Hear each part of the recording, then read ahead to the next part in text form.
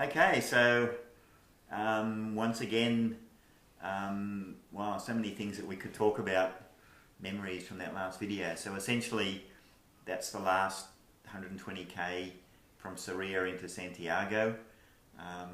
Quite different.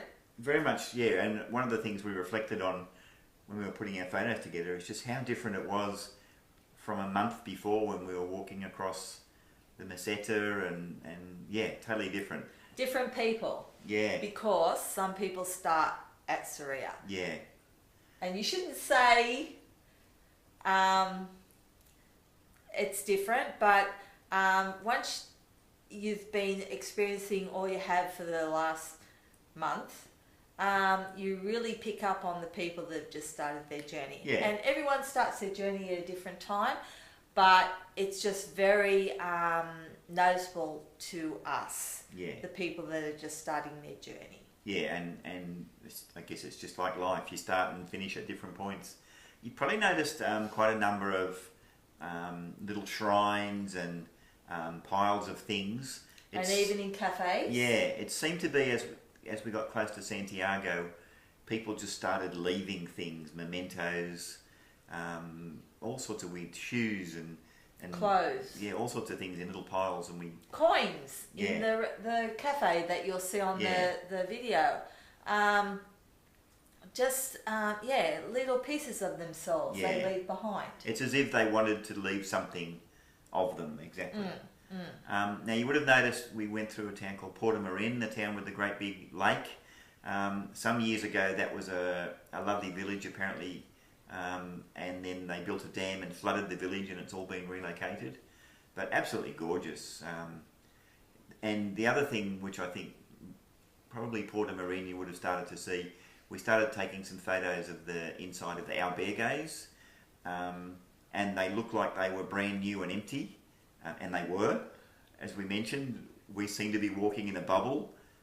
One place we stayed, the place in Portamarin, I think it had beds for about 120 people, and if there were 20 there, that would have been the most. But the standards of the beds and that were what we had experienced through the whole Camino. Yeah. That's what I wanted to let you know, that we've only done it now because there were less people around, but throughout our whole journey, that is what we experienced. Pretty good. So as we walked on from Portamarin and got within a few days of Santiago, gum trees. A couple of days it was like walking through... It was beautiful. Australia, yeah. Gum trees and... but beautiful. Yeah, sunny weather and it was quite lovely. Lots of boutique cafes and that sort of thing.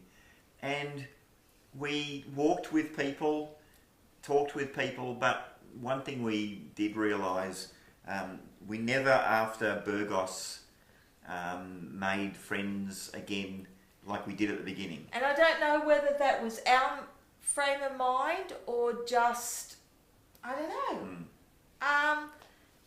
Whether we didn't open ourselves up again to the same enthusiasm that we had at the beginning, or I don't know. Yeah. Anyway, it is what it is. But we still had really special times. We still had happy hour. That was really great with a great bunch of people. But we just did not seem to connect the same as we had at the beginning. Yeah. So anyway, we walked on, and then our last day, we had about a 23-kilometre walk into Santiago. Brad and Linda, who we'd met way back at the beginning, were in Santiago, and they said, look, we'll start looking out for you in the town square by about 12:30. It was the longest day. It just seemed to be... At the beginning, there were some beautiful walks through, once again, the high timbers, foresty sort of thing. But then we got to probably the outskirts of a town, which you do, and it was a long time getting to Santiago. Yeah, so eventually we got to Monte Gozo, which is a memorial that looks over Santiago, where the Pope had a few years before delivered Mass, and then down into Santiago, quite a long walk through the outskirts, and then within probably a kilometre of the cathedral where we finished, we got into the old town, and that was spooky. It was, you know, I don't know whether it was the end of 5 weeks, 800 kilometres. Your heart starts to not pound, but skip a beat, and you have the anticipation of where you're going. Yeah. So we walked through a covered alleyway where there was a guy playing Spanish bagpipes. Like a gateway. Yeah, and that was my undoing, I got to tell you.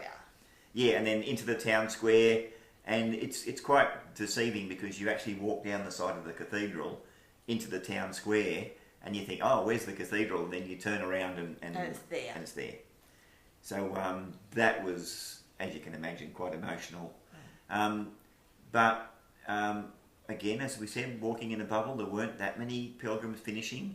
So we had lunch with Brad and Linda, who we caught up with, went to the pilgrim's office and got our certificate, our Compostela, checked into our hotel, and then came back the next day for the service in the cathedral, which is traditional. The next day was pouring with rain. There were lots of pilgrims arriving. A totally different day. Yeah, it just blew our mind that when we'd come in, we'd virtually just waited 10 minutes or so in the line. It was a very short line. But the next day, the poor souls that had come in, it was a shocking day. And they would have waited forever. Hours, I guess. Yeah, because just as we said earlier on in the videos, we seem to be in the lull of a wave of pilgrims coming in, and yeah, there were a lot of them, and they waited a long time. Yeah. So the Pilgrim Mass was special.